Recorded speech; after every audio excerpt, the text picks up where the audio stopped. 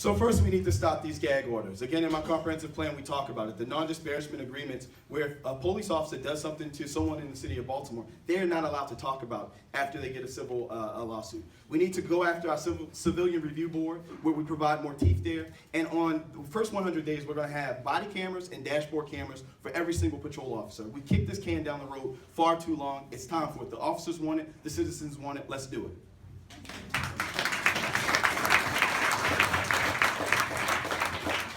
Arrest and convict them. Arrest and convict them. Not just for killing, but for brutalizing citizens. No settlements, no gag orders. Let's go to court. Let's go to court. Let's put the city at risk. Let's put the taxpayer dollars at risk. And then go to court, have the truth be told, convict, and send them away.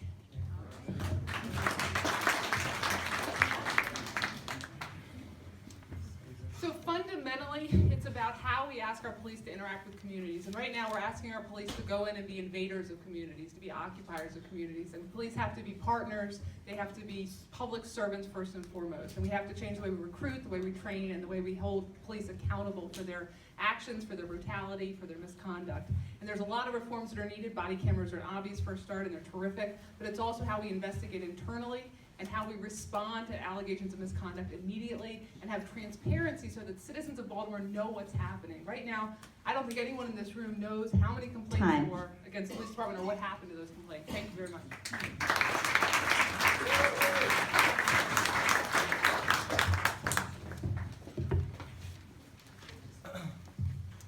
Again, we're looking at systems management here. We have to make sure that, one, we're training our officers appropriately. We have a true community-based policing model, which has the community involved from the training and recruitment of officers all the way through substantive review upon infraction. Secondly, we also have to make sure that we are holding them accountable upon infractions. And lastly, we have to make sure that I'm drawing a blank. I guess I just wasted my 30 seconds. I sit on two community, we're talking about restoration of relationships and changing the culture of policing. And I sit on two task forces that are doing exactly that, working towards doing exactly that right now here in Baltimore City. So you can talk to me afterwards. Definitely the ideas that you've heard so far, but it's about results, not just ideas. One of the things we need to do is institute a massive culture change within the police department, give them clear expectations, and then hold them accountable. The lieutenant that's out there tweeting right now has violated the social media policy, section 6.2. Any tweets that you put out there that give the appearance that we're not a fair and impartial police department, you can be held accountable to, up to and including termination. So it's there. We just need a mayor who's going to be strong enough to stand up and use those to get them out of office. Great question. So, how would I stop police officers murdering blacks? Okay, you have to convict them and you have to punish them. Period. Okay. As mayor, my job is to protect the citizens. Okay, and to ensure that the system, the government is being run correctly. And part of that is making sure that we convict and punish officers that murder, not just black, but any one of our residents of Baltimore City. Thank you. Training and selection. Starts with training and selection. Starts with more of our police officers living in Baltimore, driving home in their cop cars every night. More of their police out of their cars, walking our streets. Starts with a promote from within policy. We are not going to Oakland to get the chief of police in my administration. A young person needs to feel like they can get the top job in our police department. We need to have body cameras, obviously, but we need to change the culture of police. This election's about respect.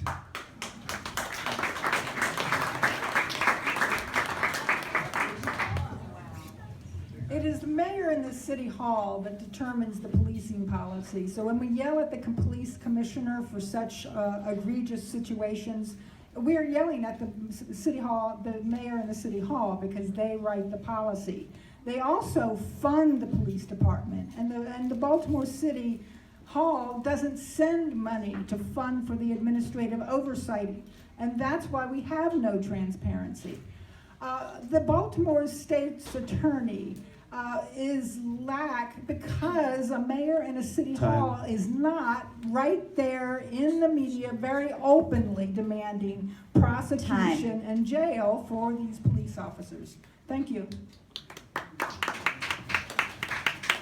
First of all, I believe that you have to try and convict. And secondly, I think you gotta open up the trial board so that the public can participate. And body cameras obviously are necessary. They're necessary all around the country.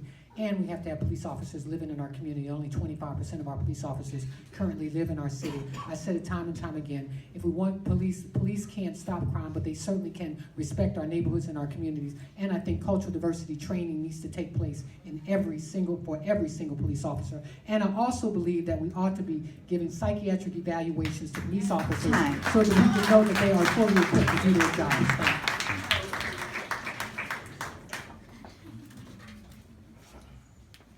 There's a lot of common sense things that we've all said that I'm absolutely going to do as mayor. But what we have to look at is the root cause. The reality is there are too many instances where our young black men have to interact with the police officers in our city. Specifically, how many young black men don't have jobs and as a result have to sell drugs? And they have to sell drugs because they don't have the education to be able to get the jobs. That has to be the core of what we do to solve the problems that are in Baltimore. If we're able to do that, then we're able to help people get in a trajectory that's better for them. And that's what's most important for us to solve this problem.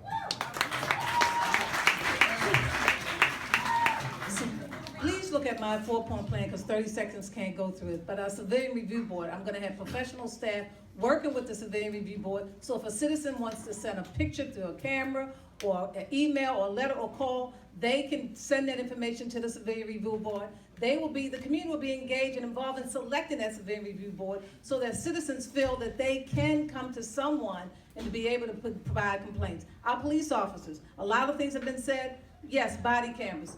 Definitely mental health services, not only when they enter into the police department, but also as they continue to build in the police department. And then the academy. When you come into the academy, you have to understand why you're there. You're there to serve, you're there to protect, you have to train our own.